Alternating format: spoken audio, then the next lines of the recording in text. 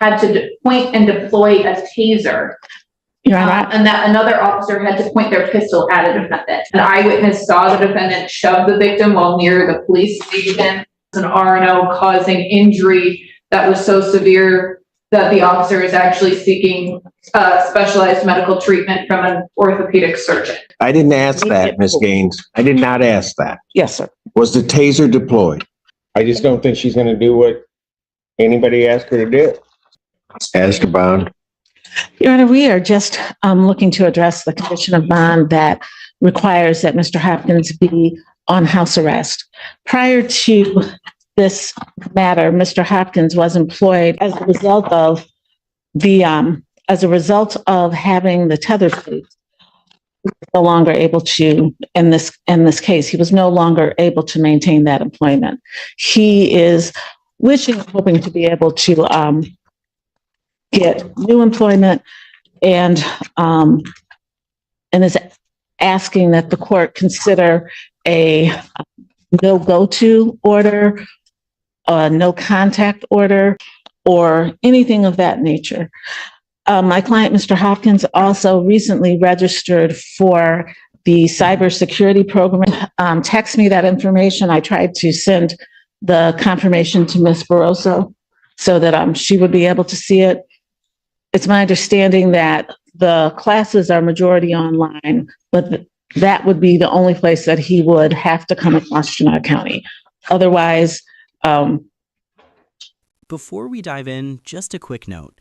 This commentary is created for educational purposes, designed to help those who may be confused or curious about courtroom processes. If you don't find it helpful, feel free to skip ahead. But for those who want a deeper understanding, stay tuned. It's about to get intense. What happens when a 20-year-old with no prior record suddenly finds himself facing multiple charges involving domestic violence, resisting officers, and claims of serious injury? This case spirals quickly, from a simple bond discussion into a full-blown clash of narratives. The prosecution paints a picture of escalating violence, while the defense insists there's more beneath the surface. But here's the real question. When tasers are deployed and officers are injured, does context still matter, or is the damage already done? he's just asking for some order that would allow him to work and just not have that kind of contact. Response. Your Honor, the bond in this case was set at $5,000 cash or surety when we requested a $50,000 bond. In this case, the people are uncomfortable with him being out. This was an event or a series of events that occurred where the defendant assaulted the victim at not one but two locations. An eyewitness saw the defendant shove the victim while near the police station. The police attempted to make contact with the defendant, and then he picked up, as a result of him resisting, picked up 5 counts of R&O against 4 different officers. One of those 5 counts is an R&O causing injury that was so severe that the officer is actually seeking specialized medical treatment from an orthopedic surgeon. At this point, this is a 9. So hold on. There was a DV and then an officer injured. Why is he out? Your Honor, if I could address. Hold on. I'll let Ms. Barroso finish and then you can address it. I just had an intermediate question. Go ahead.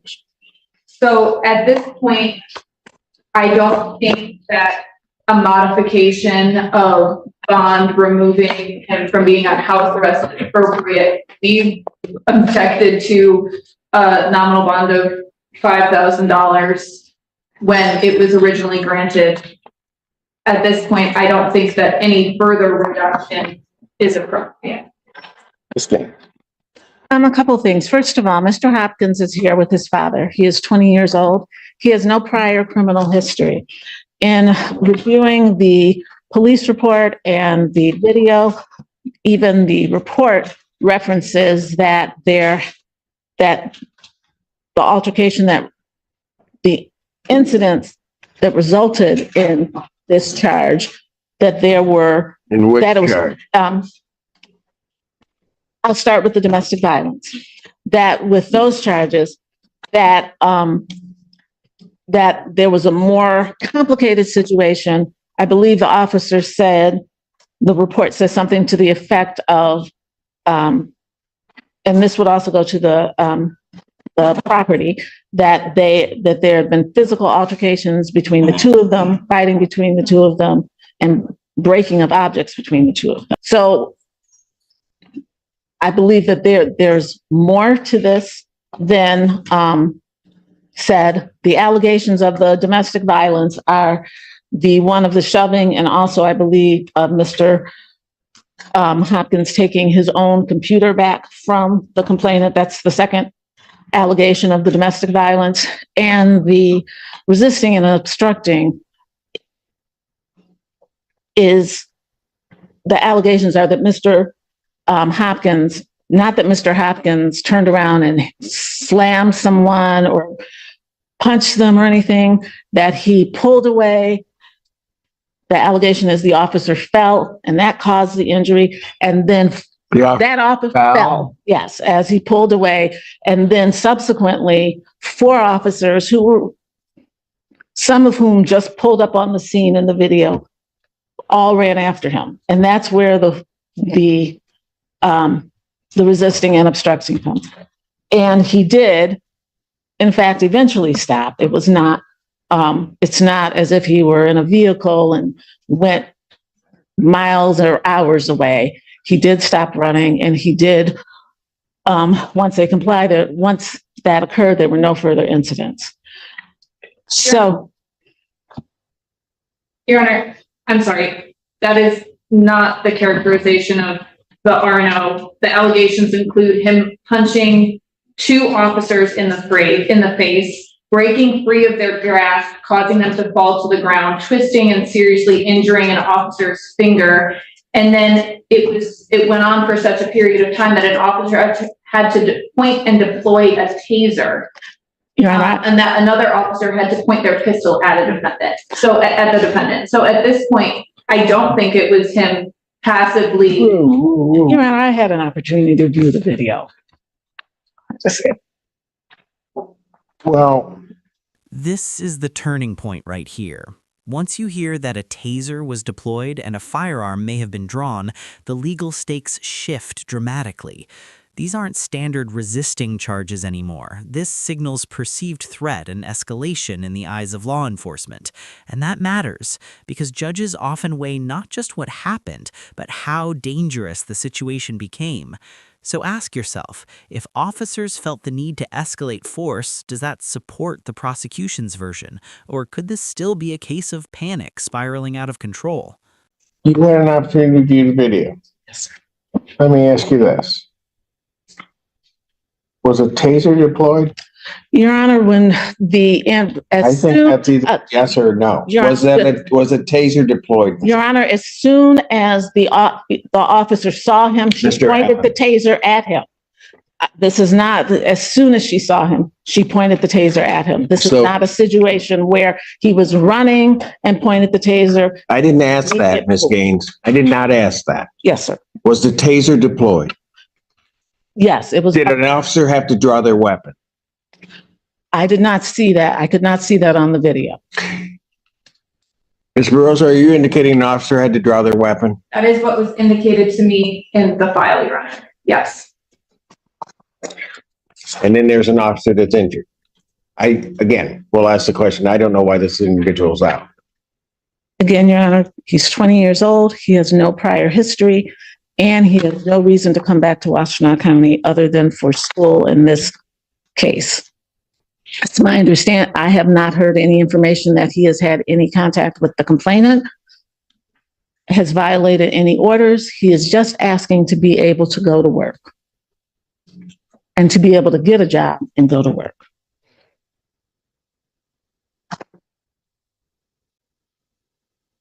Your Honor, would you want to hear from Mr. Hopkins' father, who's present? I don't know what he could tell me at this point in time. I'm more worried about the bond as it originally is set. I don't. Does he have prior convictions for anything? No, Your Honor. The original domestic was about. I mean, I'm trying to figure out, because I'll just tell you, I have some serious concerns that this escalated to a point that officers are having to deploy a taser, pull their weapon. There are clearly enough officers around to, in my opinion, have subdued this individual without having to do all of that. So something else is going on. And I also have, I mean, one's bad enough, but I have 2 counts of domestic violence. Again, Your Honor, one of them is him taking back his own computer. That's one of the allegations. And that's why I'm saying there were things that were happening before this. That's not to excuse his behavior. That is to say that there's broader context. And yeah, so the defense here is collapsing faster than a cheap folding chair, and it's almost painful to watch. We've got 2 completely different contradicting stories, and honestly, their version sounds like it was written during a group project where nobody talked to each other. The judge throws them a softball, yes or no question, and instead of answering, they're dancing around it like it's a TikTok challenge. Meanwhile, this defendant is only 20 years old and still manages to rack up a highlight reel of police encounters, guns pointed, tasers fired, and he's still swinging. At that age, most people are worried about passing finals, not squaring up with law enforcement. The judge sees it, I see it, and you probably see it too. Something else is going on here, and it's not adding up cleanly. If I were the judge, anger management classes would be the first stop on this kid's new schedule, but classes alone don't cover the damage here. Time served feels like the only realistic option. You can't just fight off a fleet of cops and hope the system pats you on the back for effort. The way this case is going, the only suspense left is whether the sentence will be light or heavy. in my view of the video, initially there was 1 officer, then there were 2, and he ran from 2, but as he's running from those 2, there are cars, 4 and 5 cars are pulling up with sirens on an unarmed young man who clearly panicked. This is not someone who's had police involvement, who has a history of contact with law enforcement and the criminal justice system. Again, I'm not excusing, but I do think that there is there's more. I think there are more nuances to this than the prosecutor does. Well, explain some of those then. Because I've got a victim of a DV that's injured. She is not the domestic violence person is not injured. It was the shove and the taking of there's no injury to her. Domestic violence are 2 misdemeanor counts. That is felonies here are 5 counts of are 5 counts. Yeah, I see that. Are now causing it. Maybe I misread that on the report, but Yes. the injury to the fingers, that's the officer. That's correct. Thank you.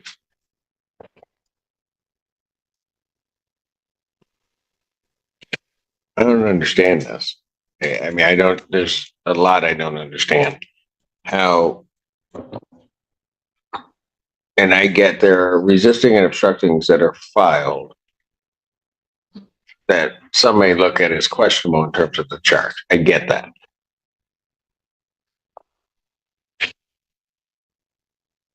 But I'm also trying to figure out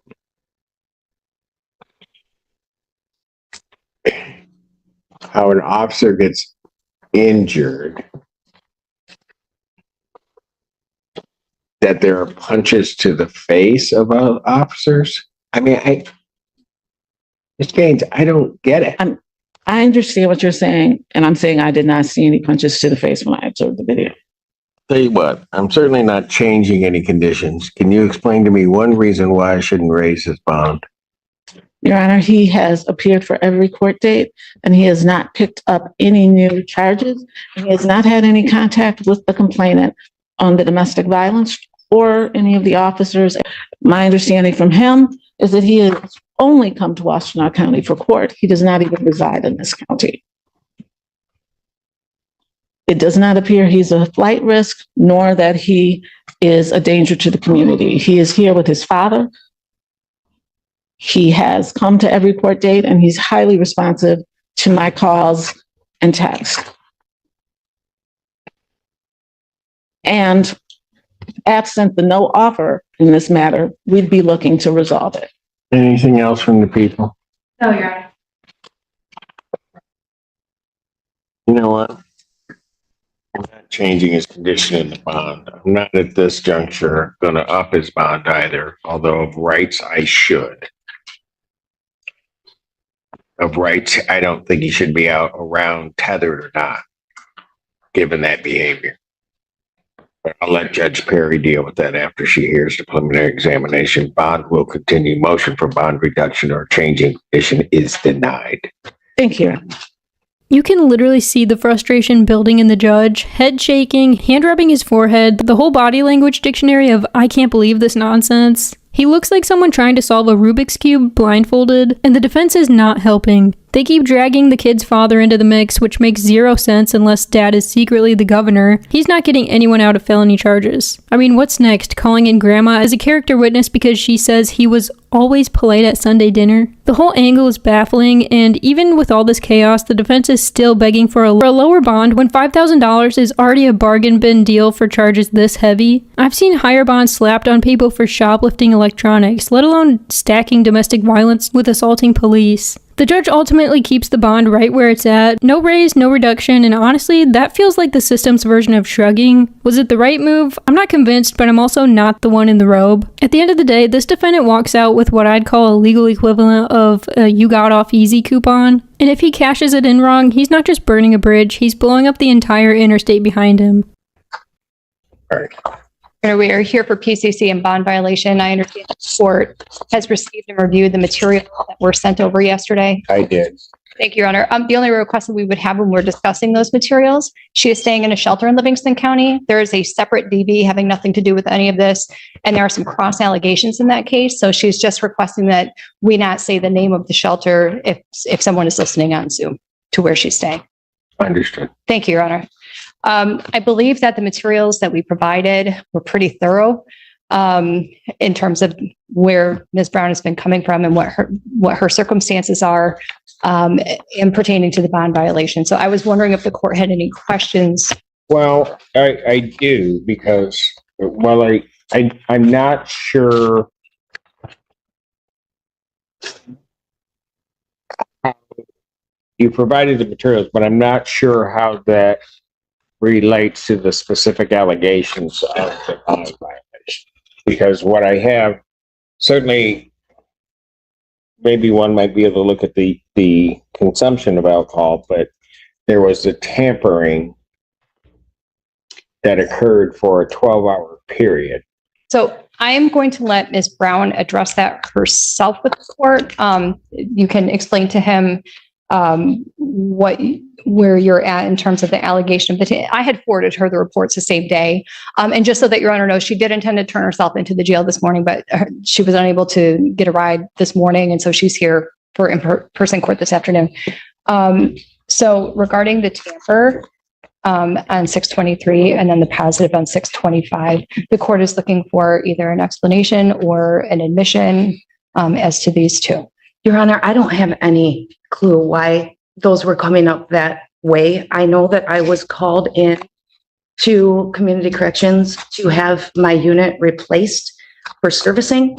And when on my way there, Miss Julian called me and said that she received a notification from courts that I had a tampering and violation that she would, wanted clarification about. And I had no idea what she was talking about. I told her that I was just called in to do a replacement on the unit itself. I have only been at La Casa AA meetings and with AA people because I don't currently have transportation and a license to get myself to and from these places. And I have not had access or been in the environments of drinking whatsoever. The only events outside of AA are AA events that I've been to, such as there was a sober rave in Royal Oak that I had gone to, but that wasn't even in the dates in question. So I'll stop with that. But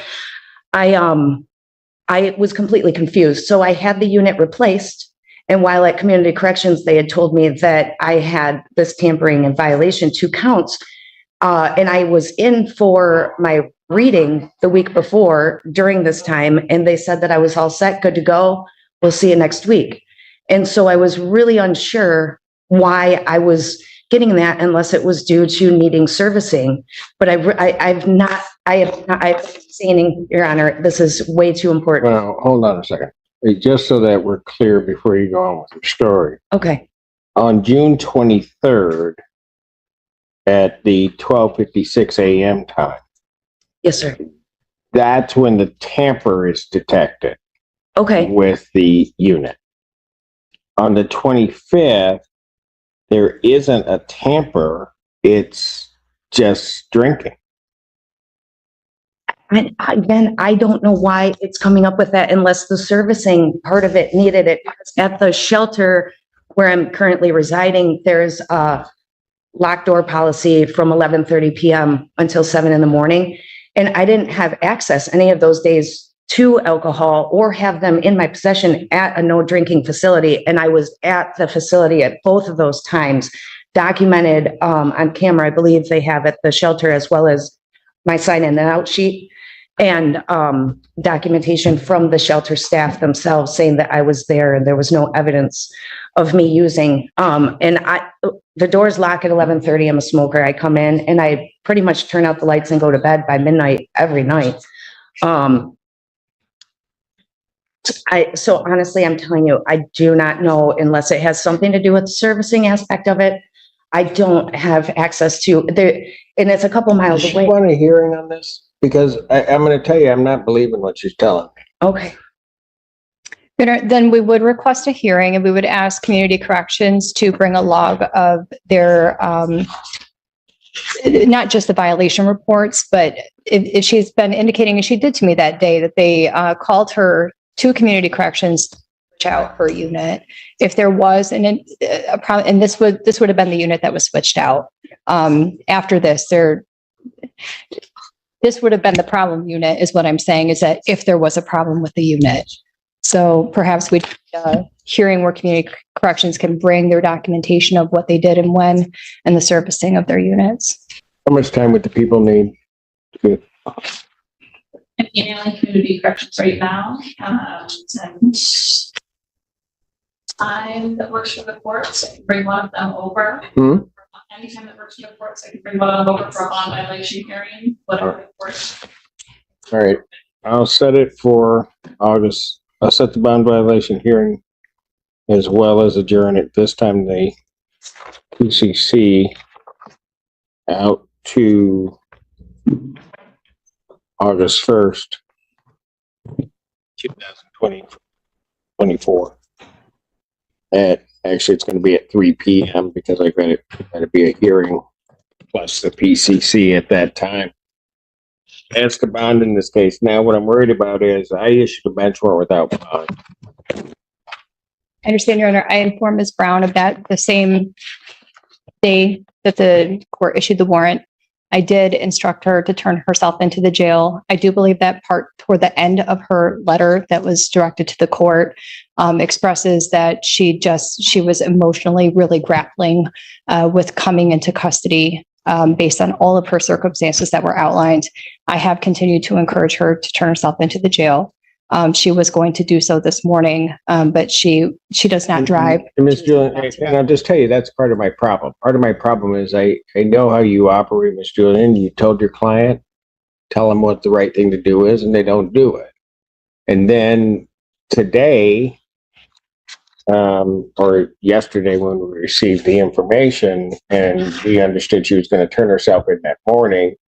And so we were then trying to make sure that she was going to be on the docket at the proper time so we'd see her. So she was just sitting there and she doesn't turn herself in. And my staff, we're going all around trying to figure out where she is.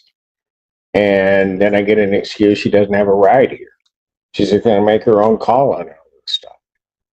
And I appreciate the circumstance that she's in and have great sympathy regarding that, but I can't let you just go around violating what the court says you need to do. Your Honor, I do have in the next week before the first medical alcohol treatment with another drug testing per bond order. And I also have general therapy with my counselor, my therapist, all of those appointments, as well as some medical appointments that are all before the 1st of August. I have not left the state, and I was here this morning. I was not able to get here to turn myself in, but I was here for this hearing, and I can assure you I'll be here on the 1st. I really need to make these appointments. You shouldn't have had to go through whatever. And like I said, it's not like you didn't get the information from your attorney. You didn't get that. I'm reading everything she's sending me. She's doing a yeoman's job trying to represent you and do that. You're just not following through. I do not have a license, and I'm really sorry that I was not able to turn myself in. I apologize for that. Thank you. Did you call your attorney and say you couldn't make it? No, I wasn't sure yet, but See, and that's what I'm talking about. I mean, Miss Julian makes a representation to us that this is what you're going to do. This is everything. And then the person that's defending you and trying to make sure that the court understands everything about you're not even communicating with them to say this isn't going to happen. And then you're not following her instructions. she said she'd meet me at 1:45, and I texted her at 1 o'clock and said I'd be here at 1:30 and that I would meet her at 1:45. I didn't ask her for a ride, though. You're right. She did text me. It was after the morning, I want to say noon, that you were not able to turn yourself in this morning and that you would be here at 1:30. So I said that to meet me here since you were going to be meeting me here. So. How'd you get here this time? I had a friend of mine picked me up. I think that what you want to do is you don't do what you don't want to do. Two cases, two very different outcomes, but both driven by one core issue: credibility. In the first case, the judge ultimately holds the line, denying bond modification, but also choosing not to increase it, signaling concern without overcommitting before trial. That tells us the court is still weighing conflicting narratives carefully. In the second case, however, the outcome is much harsher. When a defendant fails to follow court orders, misses expectations, and cannot clearly explain violations, trust collapses. And in the courtroom, once credibility is gone, everything else follows. Bond revocation here wasn't just punishment, it was a direct response to non-compliance. So now the question is yours. Were these rulings fair, or did either defendant get off too easy or too harshly? If you found this case as shocking as we did, make sure to hit that like button, share your thoughts in the comments, and don't forget to subscribe for more jaw-dropping courtroom breakdowns. And so you don't put the effort forth. And then everybody is sort of just misled as to what you're going to do. Well, it doesn't work that way. Because it puts a whole lot of people out. Because, like I said, we're going on Miss Julian's representation of what she instructed you to do and what you said you were going to do. And you didn't do it. And then everybody's looking around. We don't even know where you are or that you're going to show up at this time. You don't get to make those choices. So at this time, Miss Julian, you can file a motion regarding her additional appointments and other things that she may have to do. But at this time, defendant's bond is revoked, defendant's remand. Your Honor, thank you. In the meantime, for the record, we are trying to see if we can resolve this case at district court level. So Okay. those conversations will continue. Thank you. Thank you. Wow, what a roller coaster that second case turned into. The defendant's mouth is writing one story, but the evidence is painting something entirely different, and the judge isn't buying a single syllable. Watching someone double down on lies while a bench warrant is literally hanging over their head is like watching someone juggle knives blindfolded. You know it's ending badly. And then we've got the ghost defendant, nowhere to be found, vanishing like she's Houdini when it's time to face consequences. That right there torpedoes her credibility faster than anything she could say. Because let's be real, if you can't even show up or let your attorney know, how is the court supposed to trust you'll honor anything else? Revoking bond wasn't just the smart move, it was the only move. And here's a legal nugget for you. Skipping court once might cost you bail, but skipping twice? Judges can legally deny you bail entirely, leaving you locked up until trial. Which makes you wonder, if someone keeps ghosting the system, should we even bother the second chances? Let me know your take down in the comments. Thank you so much for watching. Don't forget to like and subscribe, and I'll catch you in the next one.